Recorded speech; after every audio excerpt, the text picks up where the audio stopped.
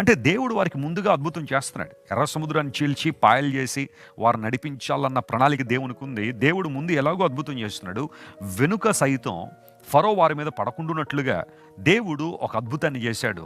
ఆ మేఘము వారి వెనుకాల నిలబడినప్పుడు ఐగుప్తీయులు గట ఆ మేఘము చీకటిని కలుగు చేసిందట. బట్ అదే మేఘము ఇశ్రాయేలు ప్రజలకు వెలుగునిచ్చింది. వారు ఆ రాత్రి వేళ ఎర్ర సముద్రం దాటి వెళ్ళిపోయారు. ముందు వెనుకలు ఆవరించుండు వాడనడానికి ఇంతగానో గొప్ప ఉదాహరణ బైబిల్లో మనం చూడలేం.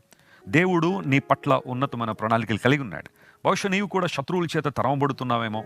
నీ బంధువులే కావచ్చు, నీ స్నేహితులే కావచ్చు, ఇంతవరకు నీ ద్వారా మేలు పొందిన వారే కావచ్చు, నిన్ను ఇబ్బంది పెట్టాలని, నిన్ను హతమార్చాలని, నిన్ను గాయపరచాలని, నిన్ను పతనావస్థలోకి తీసుకెళ్లాలని ఎంతమంది ప్రయత్నం చేసి నేను తరుగుతున్నా, నమ్ము ప్రియ దేవుని బిడ్డ, నువ్వు దేవుని వైపు చూడడం నేర్చుకోగలిగితే, ఆయన యందు విశ్వాసం ఉంచగలిగితే, ప్రభు అని యేసు క్రీస్తు నామమందు నువ్వు ప్రార్థన చేయగలిగితే, దేవుడు నీకు మరియు నిన్ను తరుముతున్న వారి మధ్య ఆయన